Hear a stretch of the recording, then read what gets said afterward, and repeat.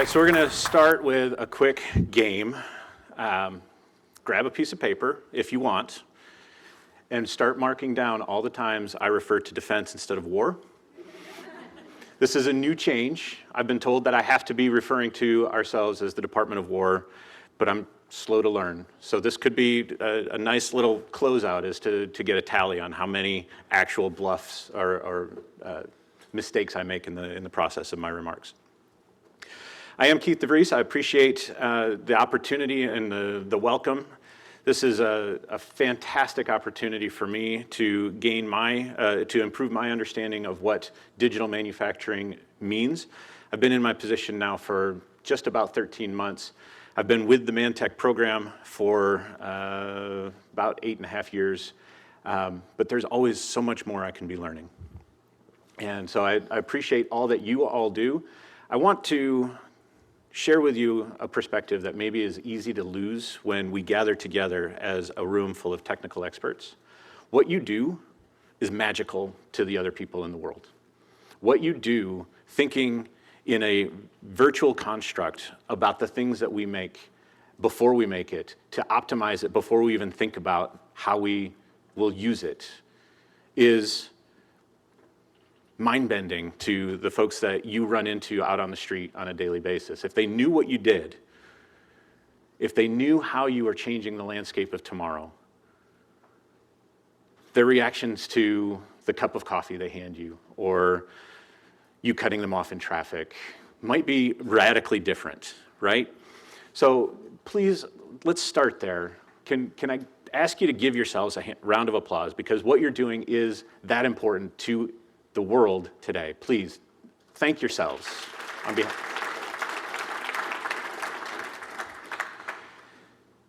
I want to start today kind of building off what Berardino laid out for us yesterday, talking about the arsenal of democracy. And one thing that he didn't talk about, but was a critical piece of our victory in World War II, were the Liberty ships. And I want to use the Liberty ships as a very specific example of a specific technology for a specific reason, which is why I did all that. Before we had Liberty ships, the idea of taking two metal pieces and melting and deforming the edges and joining them together was not considered common practice at all. Of course, I'm talking about welding. The patents for welding were issued in 1880, modern welding, 1880, 1890. And it took, frankly, a crisis to be the catalyst for change. And so what happened, right? Our current, rewind the clock to 1938, 39, our vision for joining metal together was riveting. Riveting is hard work, it's slow, it's cumbersome. And when we saw the buildup happening for World War II, our leaders, our national and technical leaders, understood that we needed not only the ability to make things here domestically, but all those tanks and munitions that Berardino mentioned yesterday, we had to get them to the fight. And we needed Liberty ships to do that. But we couldn't spend 244 days building a ship, which is what it took for us to build the first Liberty ship, the SS Patrick Henry. It was delivered, by the way, before the attack on Pearl Harbor, our entrance into World War II. So we were out thinking ahead of what the need was. And that's really the context that I want to apply to us today, is what are the things that we need to be out thinking ahead of and ensuring that we are prepared in advance to be able to deliver material at scale in a relevant capacity. Frankly, if we can demonstrate that today, it should preempt the conflict tomorrow. And that's what our entire philosophy, not our entire philosophy, but it's a big part of our philosophy in the department right now, is projecting strength, projecting deterrence through our strength. And a big component of our strength is our ability to manufacture at scale. So in the 40s, in 1940, the idea of joining the metals together, it was a prototype application, it was niche, it was not something that you would see on any robust production floor. But our need to do this at scale and manufacture ships so that we could get them out the door. It drove our manufacturing time down from 244 days to just a few weeks by the time we were at the end of the war. And that was enabled in massive part, main part, through the application of vertical welding. So these are the things that we invest in today in ManTech. We don't invest in welding per se. I think we've got that one figured out. But we are trying to find today's welding technique. What is the thing that is a prototype? What is the thing that is a force multiplier that if we can do it now, it will yield results and preventative results. I say preventative. We don't want conflict. Even though I'm Department of War, I got it right once. Even though I'm Department of War, I do not want conflict. I want to prevent, and we want to deter through our strength. So manufacturing technology, we have our roots back to 1956. We're just about 70 years old. I was not there at the beginning. But we were stood up in the wake of World War II as a recognition that if we lose the manufacturing capacity of the department, of the Defense Industrial Base, we will become irrelevant on the global stage. We will lose all of that buildup that we benefited from out of World War II. And we needed to bring capabilities beyond just capacity. We needed to be bringing the next capability, the next technology forward. And so we are comprised of investment accounts in Army, Navy, Air Force, DLA, and Office of Secretary of War. Got it twice now. I got it right. I'll stop counting, I promise. And we work together with our own individual budget accounts and authorities to bring the game-changing technologies for tomorrow. We believe very strongly that an innovation unto itself, if I've only got it one time, it's an irrelevant component. If I can't make it at scale, it doesn't really change the calculus. So we bring the capabilities necessary to change how we make things, whether it's enabling a new capability on the warfield, in the war scenario, or it's bringing a new capability that enhances my efficiency and capability to manufacture something I've been making for years. Being able to do that at scale, increasing yield, finding price points, and improving our throughput, those are the fundamental pieces of what manufacturing technology is about.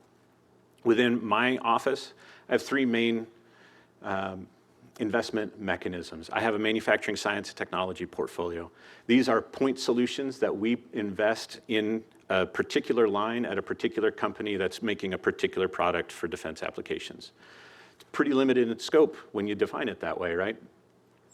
Very essential, because if we are going to change exactly the game for delivery of those next generation systems, we need to be able to affect the choke points and prosecute them. I also have a education workforce development line of effort. This is a very strategic partnership that we build with our institutes, all 8 of our manufacturing innovation institutes. We have partners with academic providers and private providers of education for our workforce. We recognize that making things needs people. That's not groundbreaking truth. You all know that. But we understand that if we are not working to address the well-documented skills gap that exists in manufacturing, whether that's at the graduating high school senior, the upskilling and reskilling, or our advanced degrees, they all have a play in what it is that's going to transform our ability to manufacture. And oh, by the way, if we ignore K-12, we lose our pipeline. So we're working very closely across the network of institutes and, again, our other partners, because we know that tomorrow's workforce is in process today, and we cannot ignore it and just assume that it's there.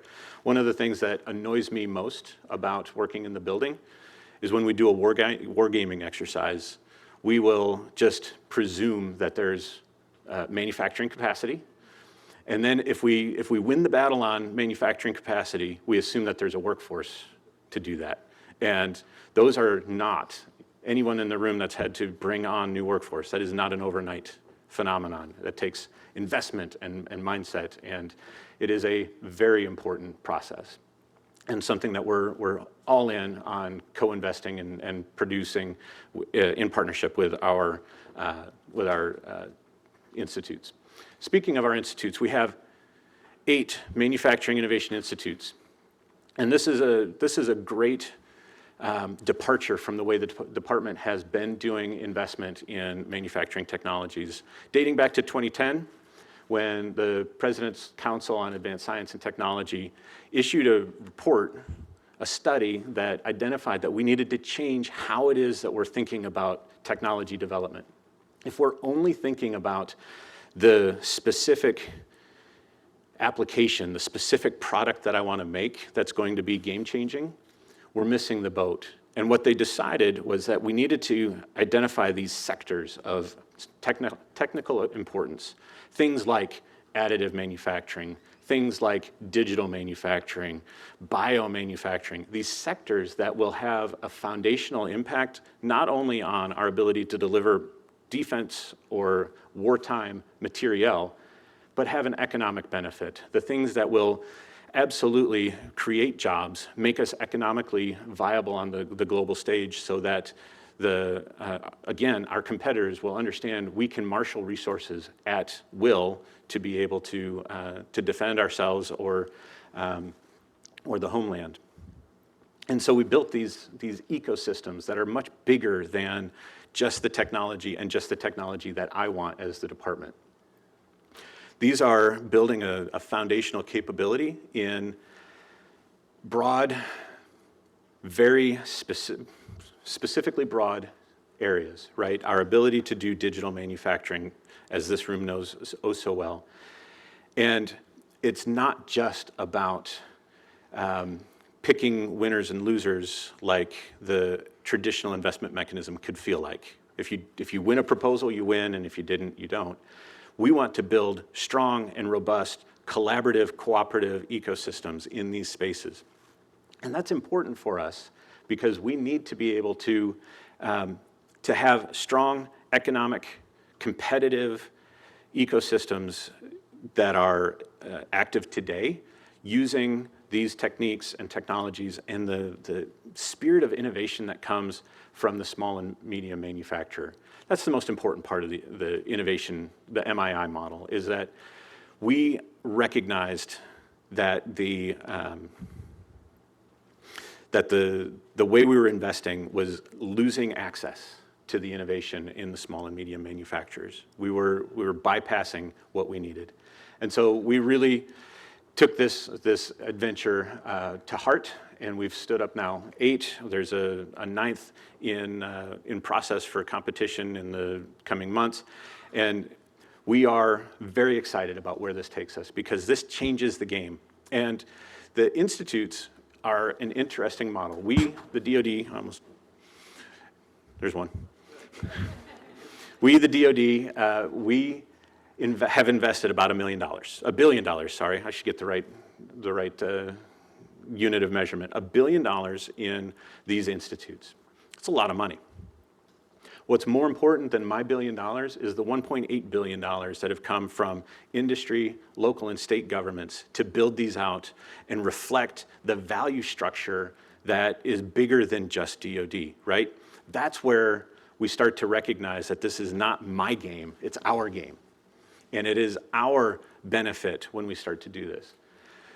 On top of that, we are very encouraged by the fact that across DoD, not just funding from my program, the $1 billion that I've brought, there's almost $800 million of government-directed projects.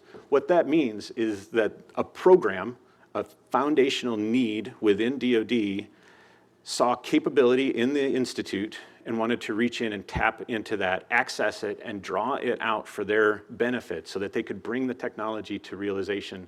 And what we're seeing in our analysis is that roughly 57% of our projects have led to a demonstration or a prototype. Yeah, we want to get to 100%, but we're in an R&D ecosystem mindset, so we don't need to have a 100% win rate, otherwise we're not trying hard enough. So we're doing really well. We're making some great strides in bringing those products up and out of ideation, and we're making real tangible things that are solving problems.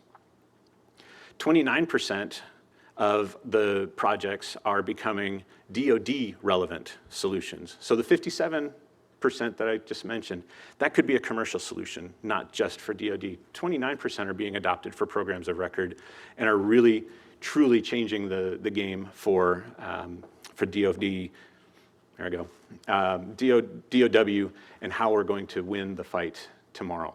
And again, remember that winning the fight tomorrow really, truly should mean that we never get in it. I just want to reinforce that.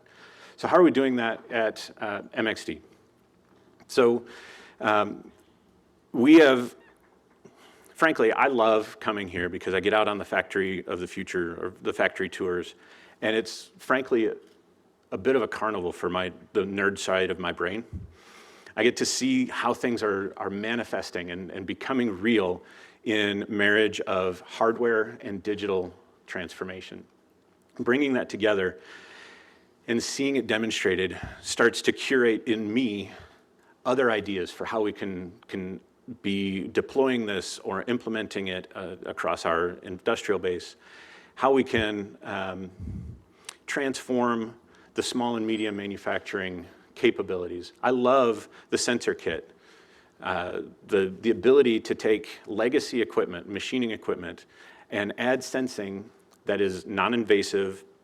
It does not require a massive rewiring of the equipment, but you start to build out data that is predictive and has a correlation to your end item delivery and performance. And just being able to do that, to open the box a little bit for our small and medium, or even just our older machines, to open that box and start to understand that there's data there that we can capture and that it can inform us and it can lead us to better decisions tomorrow it's a huge thing for me. Another thing that I learned about yesterday as I was having conversations are the opportunities for members within MxD. I hope I'm saying this right, but the opportunities to get some counsel and guidance in CMMC implementation, right?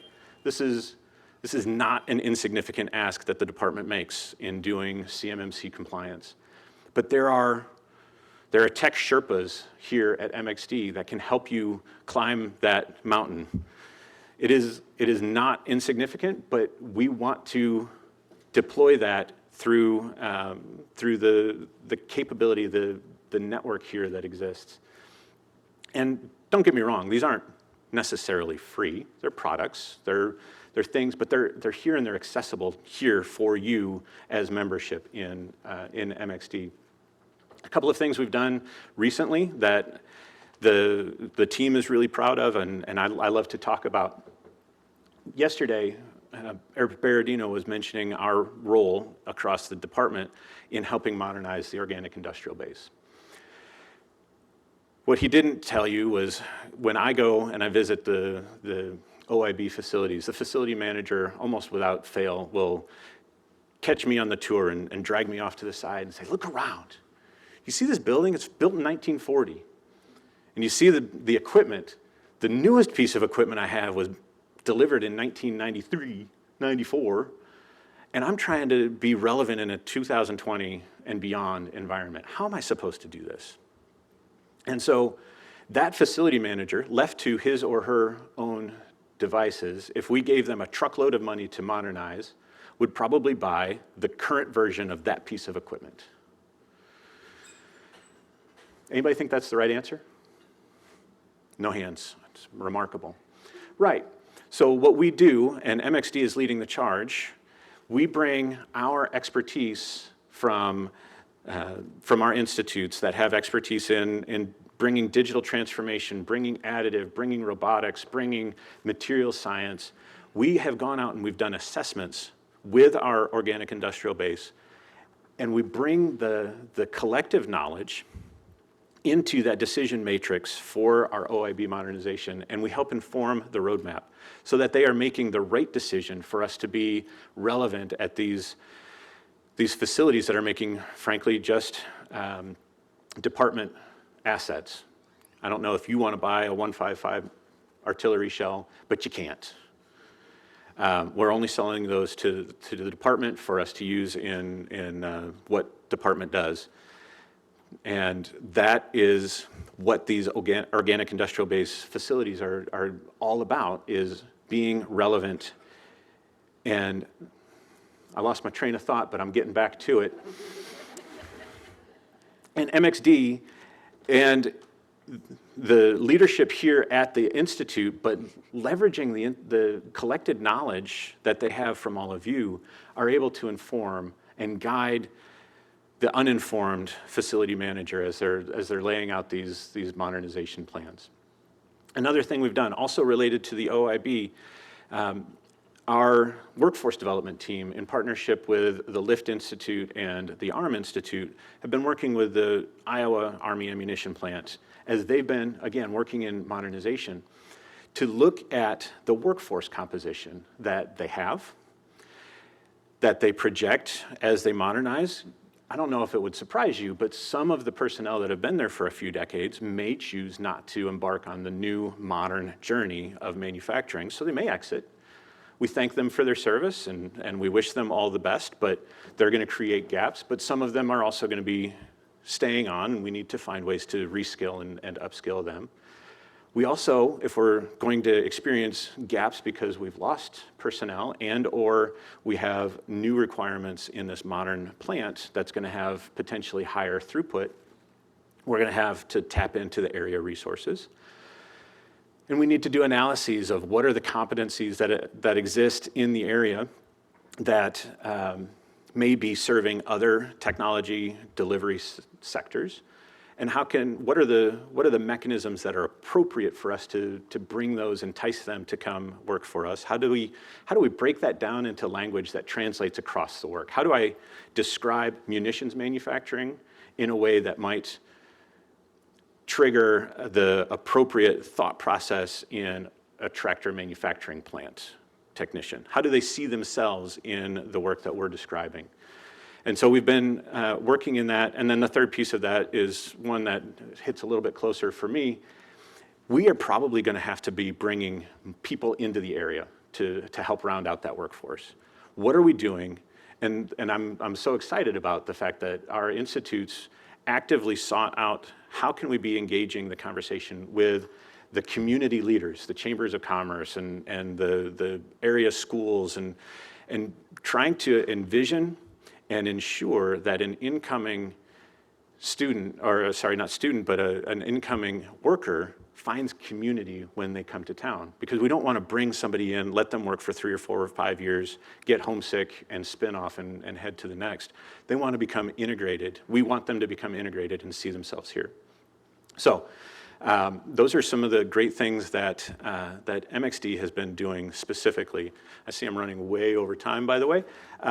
And I'm supposed to be spending all of this to set up my boss. I'm going to have my boss. He's Mr. Mike Holty. He is performing the duties of Assistant Secretary of War, even though in the video I'm about to play, he couldn't make it. He wanted to be here. He desperately wanted to be here, but he was called away for other department requirements.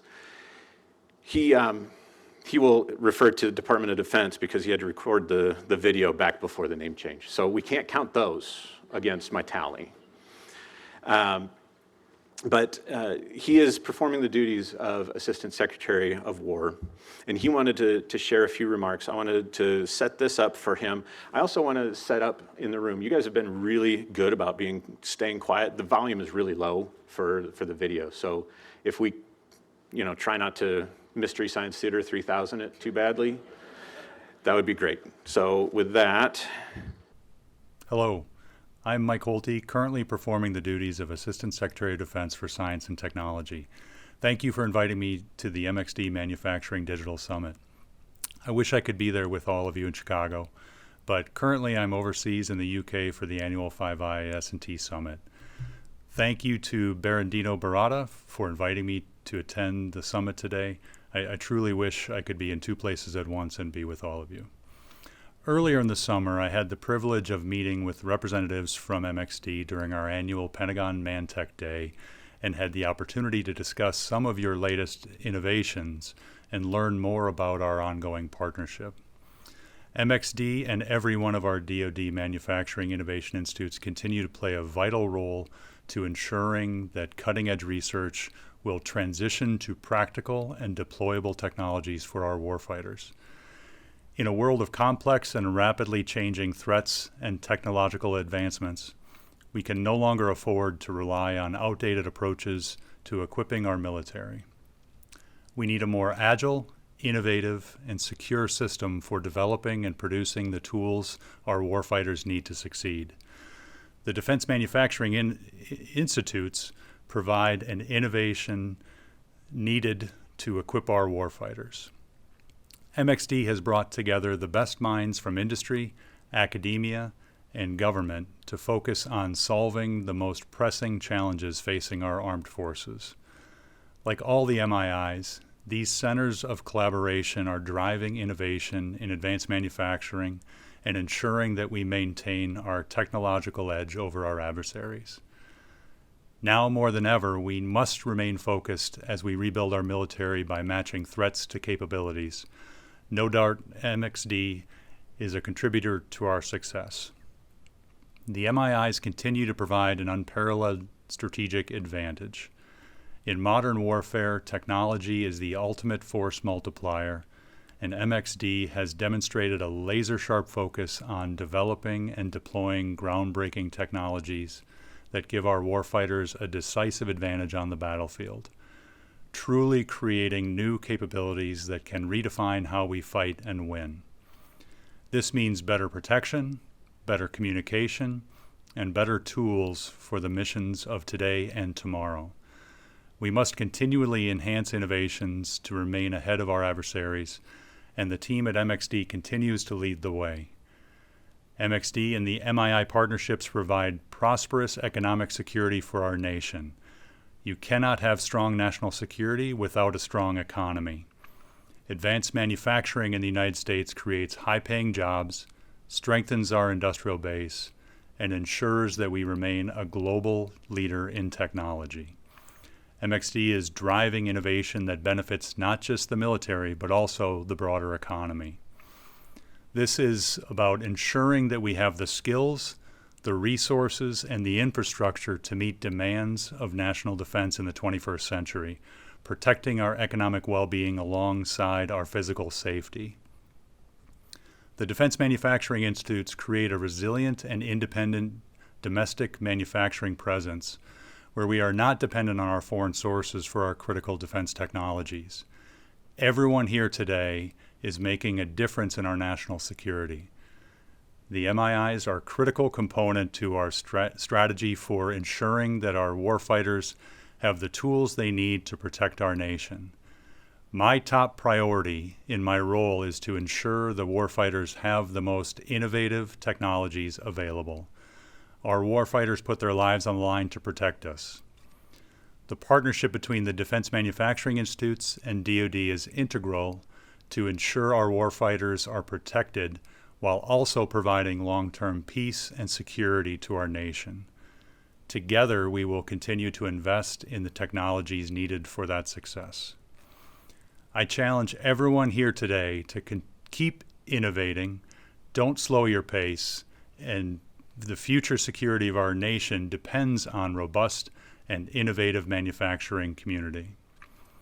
Prioritize workforce development, collaborative efforts, and keep a sharp focus on taking risks while also focusing on scalability. Your future successes will benefit our warfighters and American prosperity for years to come. Let's continue to build a stronger, lethal, and more competitive future as we achieve peace through strength. Thank you again for all you do to advance warfighter technology, and please enjoy the remainder of the summit.